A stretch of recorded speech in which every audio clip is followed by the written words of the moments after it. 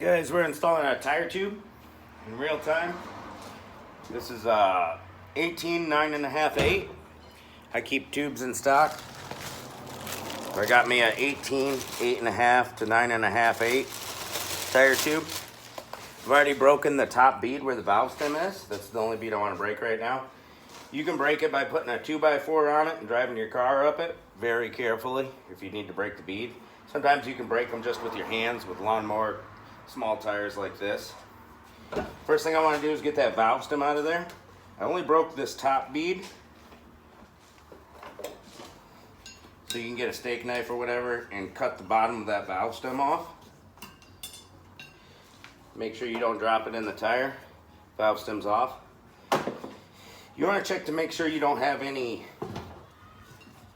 screws or metal or anything that's going to pop the tube inside there. This one's a really clean rim. What happened was it got gashed on the side just a little bit. Can't put a plug or a patch in there.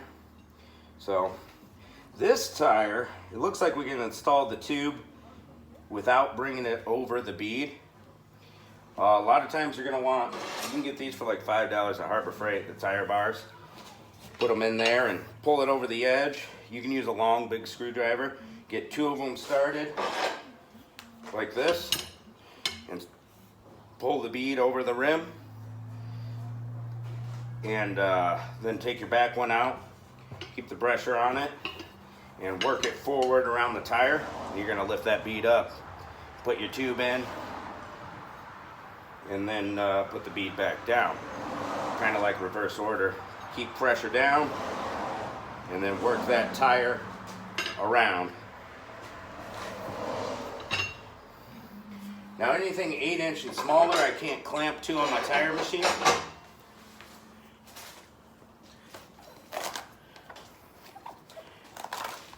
So that sucks. We're going to take the valve stem cap off.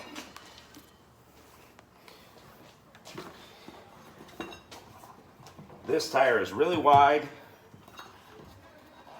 which means we can install the tube without bringing the top bead over.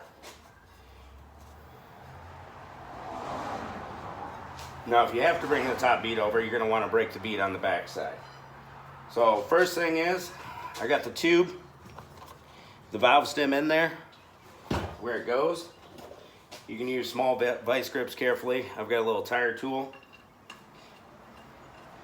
I'm going to screw that onto the valve stem just so it doesn't come down on me while I'm putting this tube in.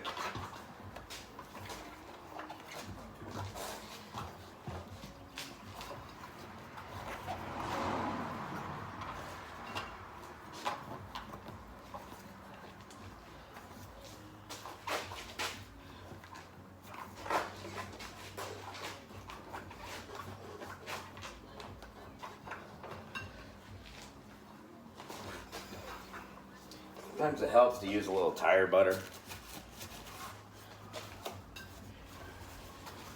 right where you're putting everything. Dry rubber likes to stick to itself, so it's hard to squeeze that tube in. So I'm going to slowly work this tube around and force it into the middle of the tire.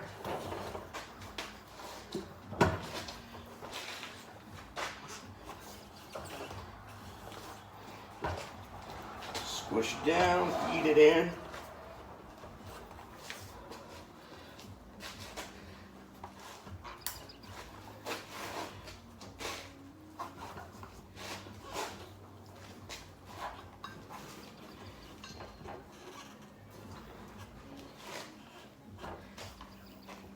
And that hurts your fingers a lot.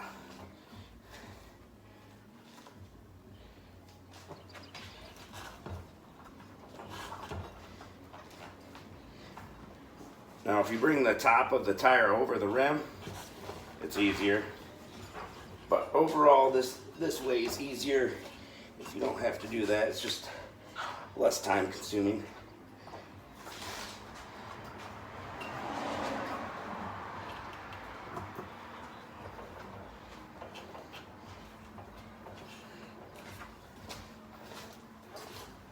All right, now I'm just kind of running my fingers inside the tube and straightening it out because I kind of smashed it in there.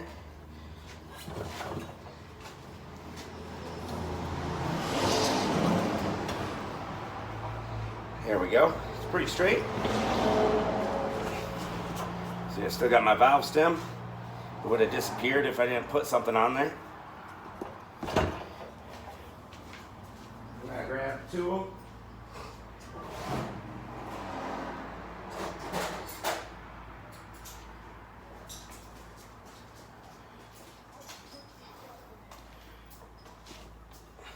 Got some little vice grips. I'm going to clamp onto the valve stem real gently. Sometimes when you fill it up with air, the way that the tube expands, it wants to suck the valve stem in, and you can't lose that valve stem. Sometimes that happens. I've learned my lesson. And we're just going to fill it up with air.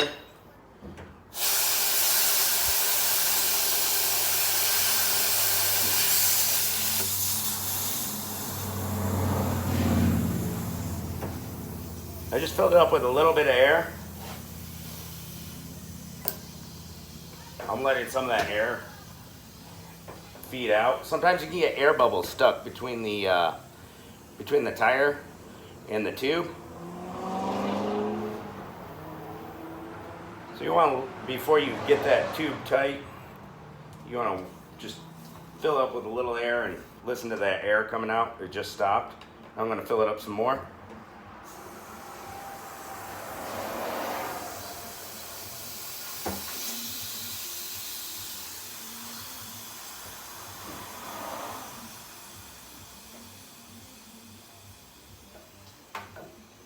Just allowing all that air to come out so air bubbles don't build up. The other thing you can do is just fill it up and then let all the air out. Take the valve core out and then fill it up again. That gets some of them air bubbles out.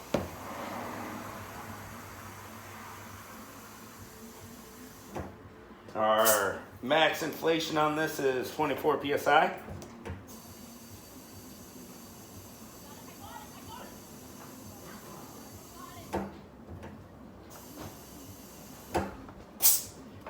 We're at 24. I'm going to let all that air out.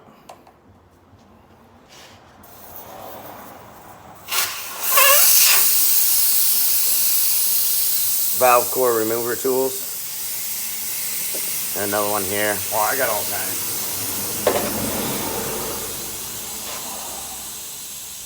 You can do a tube, run it on your mower, tractor, whatever, and then the next day it's flat. It's from big air pockets. If you do this, you get the air pockets out. But if you find it's flat the next day, it's not a big deal unless you lose your valve stem.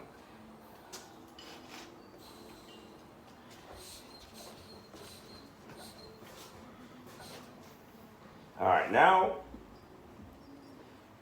if the tube was kind of kinked a little bit in there or whatever, or there's air pockets, that should have just got them out, doing all that.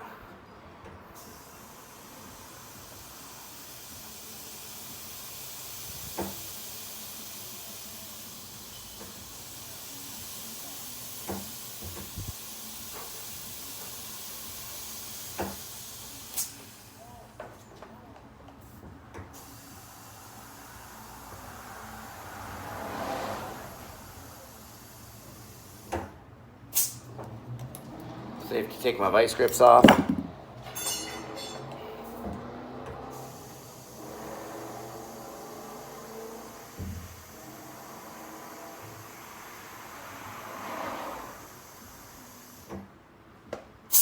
There we go, we're at 24 psi. There could be a little bit of air trapped somewhere in there still. So tomorrow you just want to check your pressure. Make sure it's where you had it. And the air should stop hissing very soon. If you do have a piece of rust or something in there that punctured your new tube, you would hear it slowly hissing. This one's good to go. That's how we change the tube.